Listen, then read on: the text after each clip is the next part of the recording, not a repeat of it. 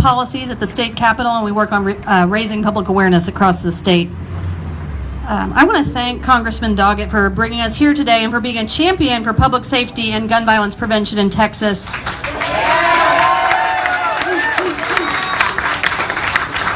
We were so proud to see a member of Congress sit in on the House floor last week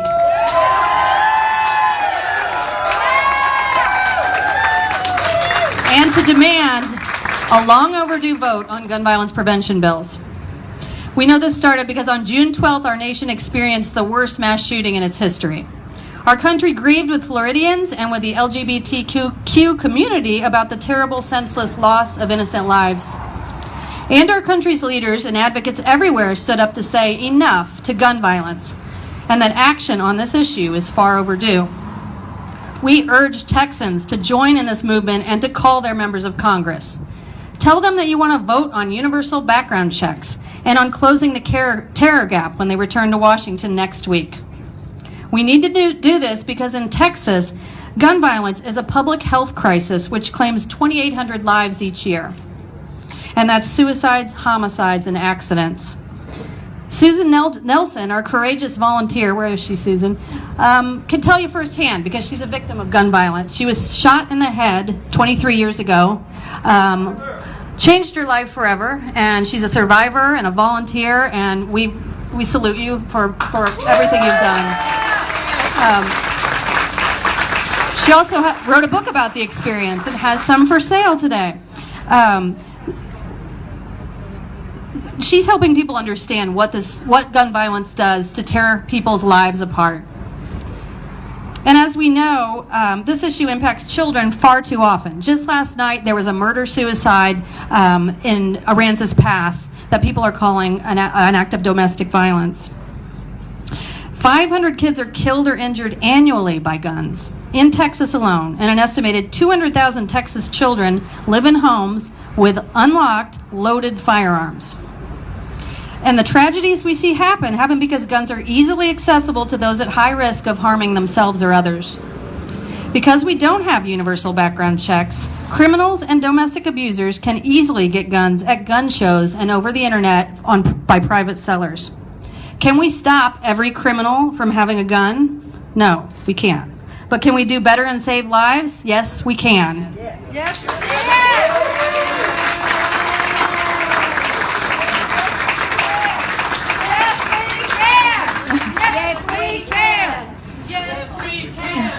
We are sick and tired of the rhetoric of the NRA and the gun lobby about gun confiscation and loss of rights. And the tired response that guns don't kill people, people kill people. Well, then let's do a better job of keeping guns out of the hands of those dangerous people.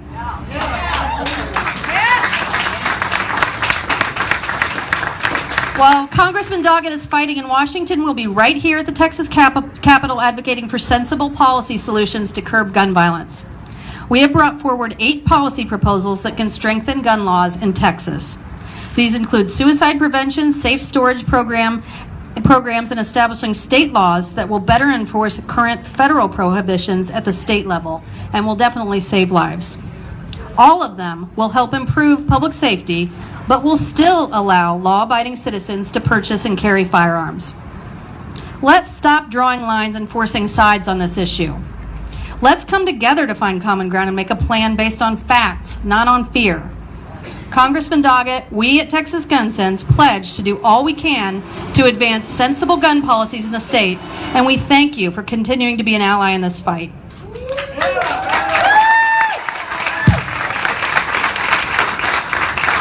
Thank you, Andrea. And of course, this requires that we have vigilance at the national level, of course, with our congressmen, at the state level, as you were just hearing about, but also at the local level. And we're very fortunate to have with us today our Austin Mayor, Steve Adler.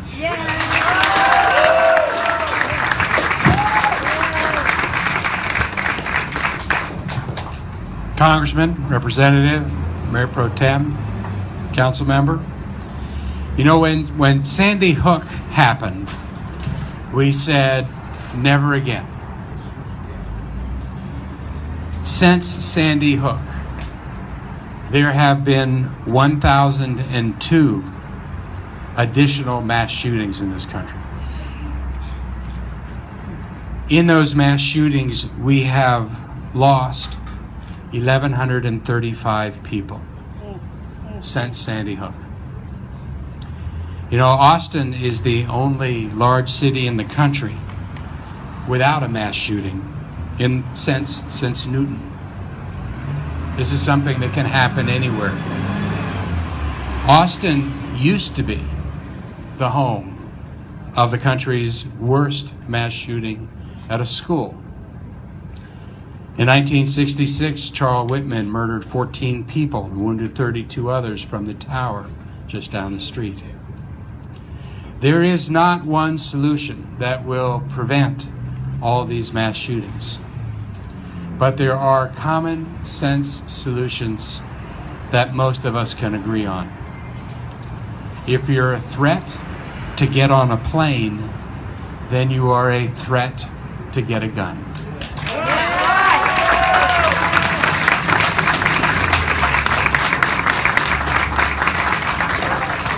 If you can't buy a gun at a gun store, you shouldn't be able to buy a gun at a gun show.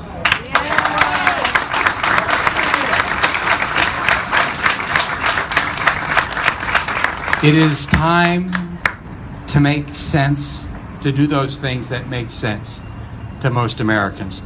This is a complicated problem, but some of the solutions are not complicated at all. Thank you, everybody, for being here today.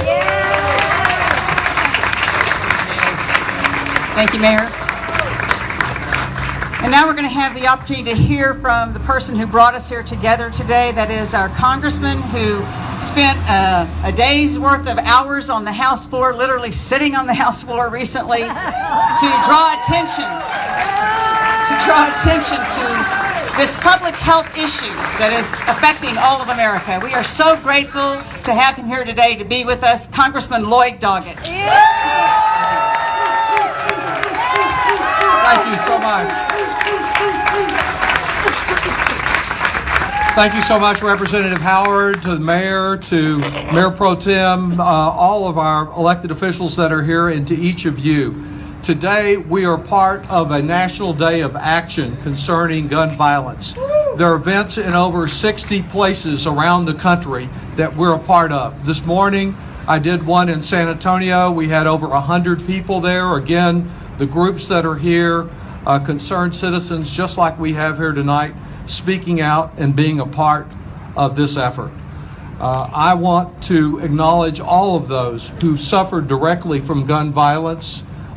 We had a very moving testimony of a mother who lost a daughter to domestic violence with a gun this morning. And so this is not just the immediate issues of mass shootings, but it's the overall issue of gun violence. You know, sometimes in order to stand up, I've found you have to sit down. That's what happened last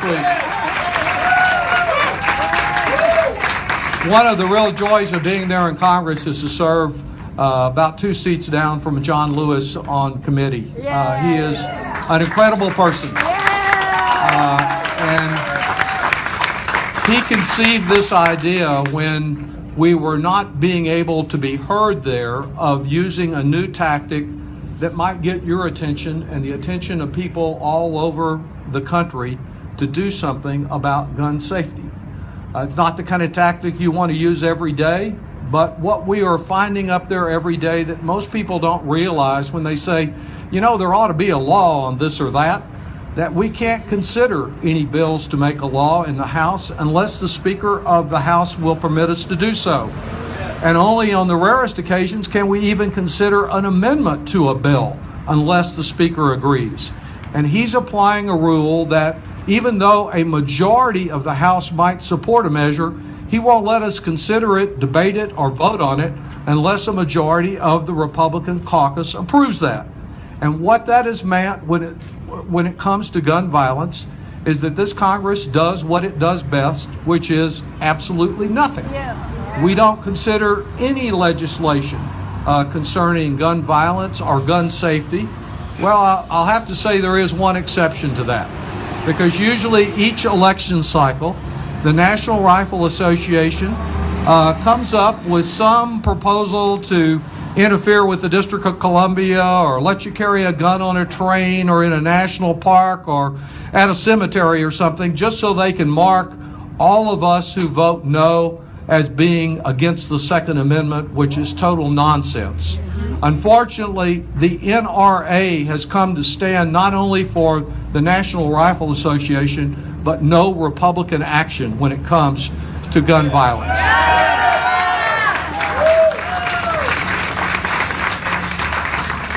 But I will say, I think there really is hope. Most of that hope is right here. But there's hope in what happened last week, because the day after we concluded our sit-in and our protest with all of the comment that came from all over the country, and while we may be sweating out here today, there were people that stood outside the United States Capitol all night long in the rain to offer their support. And I applaud them. Your counterparts, Moms Demand Action, were there big time. Our teachers, and we're going to hear from one in a minute, but AFT was out there all night long supporting our effort. But one thing that happened, and I've talked about Republicans, I want to talk favorably about 4 of them, because the day after we finished our protest, the next day, on Friday, 4 Republicans for the first time introduced legislation to say if you're too dangerous to fly with us on the plane, you ought not to be able to buy a weapon. It's not the same proposal we had, but it is a reasonable proposal that would be a significant step forward, that not before, but after that gun purchase, you have a right to get yourself off that list. And you get your attorney's fees paid if you get yourself off the list, and you shouldn't have been on there in the first place. So that proposal, I would just say to all of the 4 Republicans who cover different 4/5 of our county and across the state of Texas, let's back a Republican bill. Let's back that bill to do that in a bipartisan way to advance gun safety. It's the same proposal that Republican Susan Collins has offered in the Senate. It's not as much as we want, but it's the only proposal that hasn't been tabled in the Senate. It provides a basis for progress to get behind that proposal. Unfortunately, when you look at the Brady campaign website, you find every Texas Republican listed as a lapdog of the NRA on their website, their terms. That's something I've never been accused of. I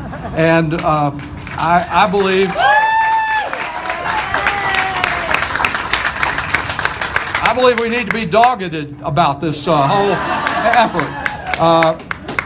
Just a reminder of what it was that we were fighting for and what we were asking for in the sit-in. First is the if you're too dangerous to fly, you ought not to be able to get an assault weapon. Yeah, that's right. And the second one is the background checks. As you pointed out so effectively, Andrea, that it is outrageous that you can go out here to one of these advertised gun shows right up the highway and get a gun without the kind of check that is supposed to apply if you go down here to McBride's or one of the other gun shops and buy one there. And the third one is the fact, as Donna said, this is a public health issue. And it's amazing that the Congress could actually prohibit the Centers for Disease Control from studying gun violence as a public health issue. It's called the Dickey Amendment. It was put on in 1996 by a colleague of mine from Arkansas named Jay Dickey. And you know what? In the meantime, Jay Dickey's retired, and he said, you know, my amendment wasn't such a good idea. And he's called for it to be repealed. But the NRA has got such a stranglehold on the Congress that we've been unable to do something as minor as studying gun violence, which could be major depending on the recommendations that it has. There's a lot said about the power of the NRA when it comes to campaign contributions. And there's no doubt that so much of Washington is about who gave what to whom when. But there's much more at stake here, and that's where you really come into play and where Moms Demand Action and Texas Gun Sense comes into play. There was a report, it's a couple years old now, that the NRA has 4 million members and that the Brady campaign has almost 30,000 members. Those NRA members, if they were called this morning to be here this afternoon about guns, it wouldn't make any difference if there was a tornado coming through here. They'd be here, and they'd be here in force. They have the passion that many of us that are concerned not just about guns, but a whole range of big problems that our country faces. They're concerned about one issue, and they're concerned about it all the time, and they've been convinced by these gun manufacturers that somebody's going to come take their gun away from them if they don't get out there and they manage to sell a few more guns just to be sure they got enough. We have to have that kind of passion. We have to have that kind of involvement. I can tell you, we cannot solve this problem just within the United States Capitol, or certainly not within the Texas Capitol, Gina. We can't solve it within. We have to solve it out here when people get mobilized and they care and they're involved. Some of you heard my remarks there on the House floor about a message that I got while we were sitting in there from a young woman in San Antonio. And she told me, you know, I think that guns in Texas, they're about as Texan as y'all. I know personally. I remember the day my dad shot the first deer in Travis County and got a Winchester 30-30 from Dan's as a result of doing so. I grew up around guns. But you don't, as she said, you can like the gun range, you can think you need more guns, but she pointed out she has a baby coming in about 2 more months. She doesn't want to have to explain to that baby what a mass shooting is.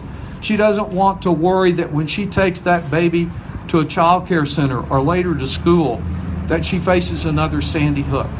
So we need to engage gun owners, people that think they're part of the gun culture, even some of the members of the NRA to join with us in a bipartisan effort.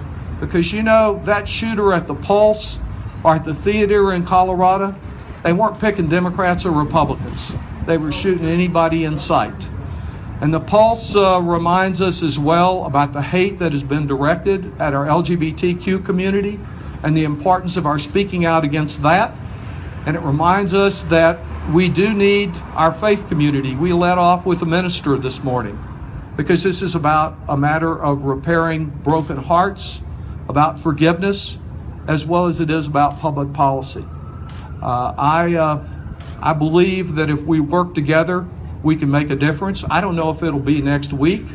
I don't know if it'll be next month. There are only about 9 working days left for the Senate in July, and only 20 in the House before Election Day.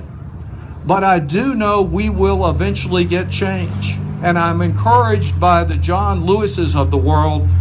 You know, didn't take more than one sit-in. You can see on the back of John's bald head now the marks from when he got hit by a baton going over the Edmund Pettus Bridge in Selma leading that march. We need that kind of tenacity to hang in until we get the change that we deserve. One of the places that change is most important is to protect children in the classroom. I've now got 4 little granddaughters in public schools here in 1 grandson soon to be in public schools here in Travis County. And I'm pleased that Education Austin has played such a big role in that. And Lewis, will you come up and add a word or two? My neighbor and a teacher, Lewis Malfaz. Thank you, Lloyd. So thanks to all of you for being here, and I want to echo thanks to the congressman for standing up by sitting down. But I really want to give the big shout out though to Everytown for gun safety and our moms demanding action. I don't know how many of you all heard the NPR story on Moms Demand Action, but the gist of it was the NRA has had that kind of grassroots power that the congressman spoke about, and there is finally starting to be around this country an organization of people and a network that is standing up to the NRA. We need to stand with them and join them. You know, in my day job when I'm working on education issues, we struggle with too much testing in the schools, and it wasn't until TAMSA came along. I can never tell you what it stands for, but they call them the Moms Against Drunk Testing. You've heard about them. Well, you know what? When they showed up down at the Capitol, all of a sudden the legislature started singing a different tune about testing. And I think the same is true for guns. You know, like the mayor said, after Sandy Hook, didn't it just seem like a no-brainer? Like, Really, did it take us having to see kindergartners mowed down in a school with teachers throwing their bodies over tops of kids? I mean, doesn't that just reach out into every American's heart and say something is fundamentally wrong in this country? Yeah, it's true that we need better mental health services, but if that unhealthy and sick young man, had come in there with a knife or even a pistol instead of a maximum magnum automatic, semi-automatic weapon, it would have been a very different story. But you know what? We live in fact-free America, right? I told Donna that. To some folks, fact is just another four-letter word. They don't want to hear about it. And so we have got to band together, as the congressman said. We need to not just be moms demanding action, we need to be dads demanding action. We need to be brothers and sisters demanding action. Now, I will tell you something else. Until they feel it at the ballot box, they don't feel it. That's right. There's a pattern that I have noticed about the state legislature. Every session, they try to pull another crazy idea out of the hat to stir up the base. And it usually has to do with either women's health or guns. And last time, unfortunately, we were in the sights. And they passed these open carry laws for colleges and universities. And we testified against that. My friend, Dr. David Albert from Austin Community College, is here. He came and testified against it. But you know who else was against the bill? You know who else was against the bill before I think he was for it? Was Speaker Joe Strauss. So there is a break in the wall here. This is not a partisan issue. And Texas UT Chancellor Bill McRaven was also against it, right? He's the guy that commanded the team that went in and took out bin Laden. Obviously not a man who's afraid to use weapons in the appropriate time. But you know what he said? This is his quote. "There is a great concern that the presence of handguns, even if limited to licensed individuals age 21 and older, will lead to an increase in both accidental shootings and self-inflicted wounds." Because let's be honest about this. Gun sense, or a lack of gun sense, isn't just about these mass shootings. It's about little kids shooting themselves and shooting their siblings because guns are left around untended. There's so much that we could be doing that comes way short of restricting anyone's legal right to own firearms and keep them in their home. I'm heartened by the headway that we have made, even though it's limited. I believe we can make a change. I believe that just as we've started to roll back the over-testing in our public schools, we can get gun control, we can get gun sense on the books. But you know what, folks? We're going to have to go down and make noise at the Capitol. We're going to have to go out and knock on doors and talk to our neighbors. We're going to have to let folks know, especially those of you that own guns, and a lot of us here do own guns and consider ourselves to be responsible gun owners, hunters. It's okay to have gun sense, even if you're a gun owner. And it's especially okay if you're a teacher, if you're a mom, if you're a dad, and if you're somebody, and unfortunately, we're becoming the majority, who knows somebody who's been hurt or killed either through a suicide, through an accident, or through a mass shooting by a gun in this country.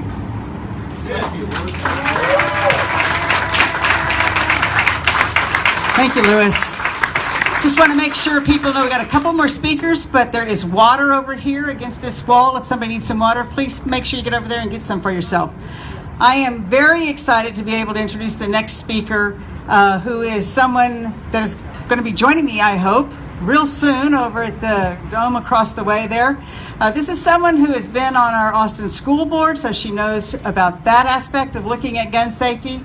Hopefully will be joining me at the Capitol come January as a legislator, and she's also a mom. So please welcome Representative to be Gina Hinojosa.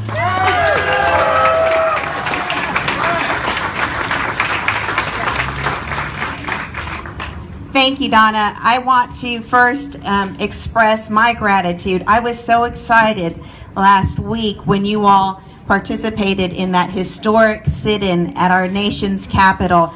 You know, and you focused the nation's attention on the horrors of gun violence for over 24 hours. The whole nation's attention. When Kim Kardashian is tweeting about the actions of the U.S. Congress, you know that you've made a big impact. So I just want to express my gratitude to Congressman Doggett.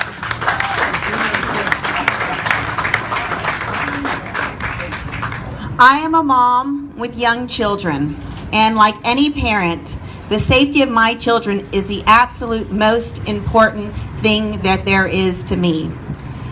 And when military-grade assault rifles are so readily available to anyone who wants them with absolutely zero accountability, I do not feel like my children are safe. This is not a partisan issue, as Lewis said. This is a common sense issue. And the pandering to the gun manufacturers and the gun lobby needs to be called out for what it is. It is immoral, and it has cost too many lives.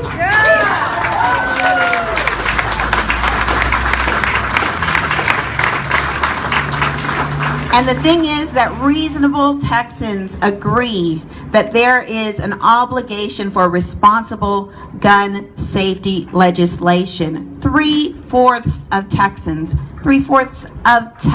support universal background checks. Right.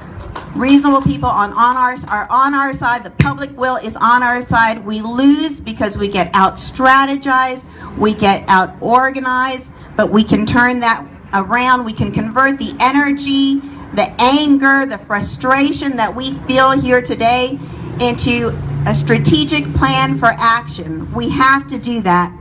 Our presence here today demonstrates that we're ready to do that. I'm happy to be part of that strategizing, or just plug me in and tell me where to go. And I'm proud to be part of a community that understands how important this issue, and that is a community who is willing to stand up to the bullies, because that's what this is about. And I am proud to have a congressman, to have my congressman, because no matter where they put you, you will always be my congressman, Congressman Doggett.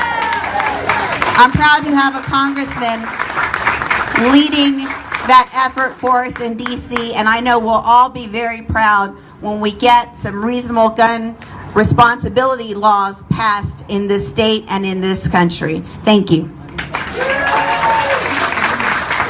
Thank you, Gina. Well, our last speaker here, you know, you heard a while ago when Lewis was talking about TAMSA and the moms getting upset about the testing. Well, we're talking about the mama bears here getting upset about what's going on and taking action. And that doesn't mean the dads aren't doing it too. But this particular group of moms has been working for quite a while on this, and I want to bring up Chris Kennedy of Moms Demand Action.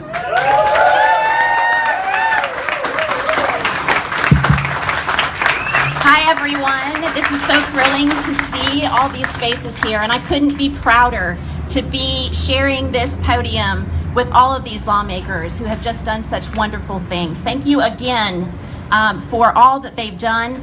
My name is Chris Kennedy. I'm a 4-year veteran volunteer for Moms Demand Action. That means that as soon as Sandy Hook happened, I started looking around for an organization that would do something about this epidemic of gun violence that we were seeing in this country. And I found it. And now we are 3.5 million strong, and we're growing every single day. We are a true grassroots organization, and by that I mean we are from the bottom up. We are unpaid, we are moms, dads, brothers, sisters, just like you all, and we have had enough, and we are speaking out. And not only are we speaking out today, but we have been walking the halls of our state and local houses all over this country.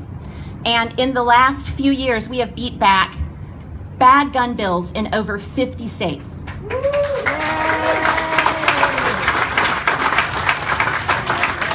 We've also engaged in all kinds of grassroots lobbying efforts. We talk to our elected officials, both state and locally. They know who we are now. We also have engaged in corporate campaigns to try and create a culture change, is what we need in this country. And so we've done a very good job of getting big organizations and big corporations to say no to guns everywhere. We were, of course, horrified by the news that 49 Americans were shot and killed in Orlando a few weeks back. But we know that 91 Americans die every single day in this country of gun violence. And none of those deaths deserve to be glossed over, which Congress has done time and time again, over and over again. So we are thrilled that we are standing with Lloyd Doggett and Congressman Lewis in their historic sit-in. Without light, without a microphone, without C-SPAN, they said enough is enough. And during that time, during the sit-in, over 180,000 Americans called Congress and demanded action. Over 1.4 million tweets were in support of no bill, no break. That's amazing. That's true cultural change. So, moms demand action, and everyone here has expressed that we're not going to accept a government that does nothing but cravenly bow to the gun lobby any longer. And we are not going to take it any longer when Congress does nothing. We're going to carry the momentum of Congressman Lewis and Congressman Doggett's sit-in and Senator Murphy's filibuster, we can't forget that, with us as we move forward and continue our call for action for Orlando and for all of the victims of gun violence. Now, we know that background checks on all gun sales work because in the 18 states that require them, they've reduced mass shootings, they've reduced deaths of women by their intimate partners, they've reduced the killing of law enforcement officers, and they have reduced suicide by a gun. And we're not going to stop until we have universal background checks in all 50 states. Now, here's my pitch. If you too want to be involved in Moms Demand Action, you can do it right now. You can take out your phone. You can text PRIDE to 64433, and that will get you involved in our movement, because believe me, we need every single one of you in this movement. I again extend my thanks to Representative Doggett for standing on the right side of history, and for the rest of the lawmakers that are here today. This is really exceptional. Together, we are going to make change happen. Thank you.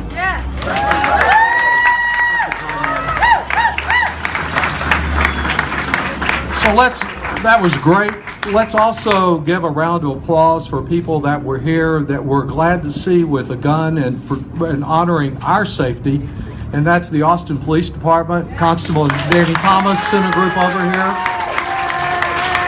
We appreciate that.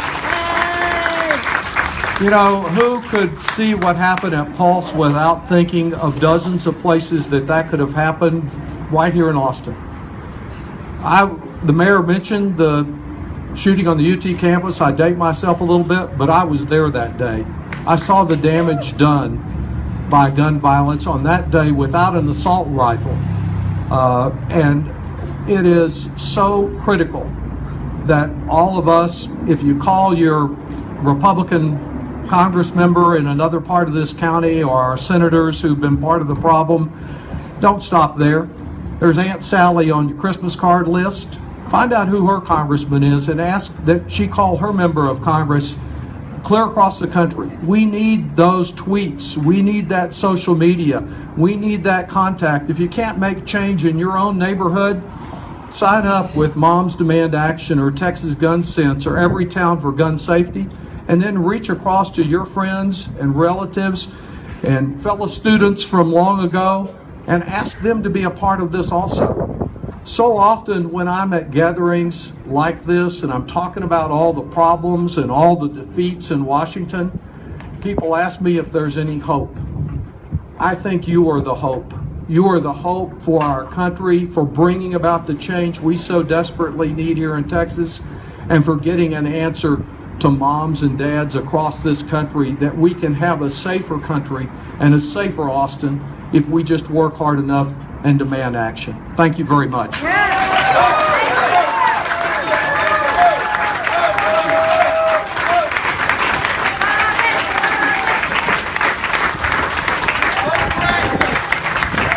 come to have a sip of water and we'll visit some. Are there any other, I think I talked with the media before. Are there any other questions for any? Yes, ma'am. Are you going to go sit back down next week? Well, we're going to do what it takes. They thought that by leaving town, and they fled literally in the middle of the night, leaving behind a bipartisan answer to the Zika crisis, leaving behind an appropriations bill and passing one measure through for the first time since I've been there where they prohibited any debate of it at all.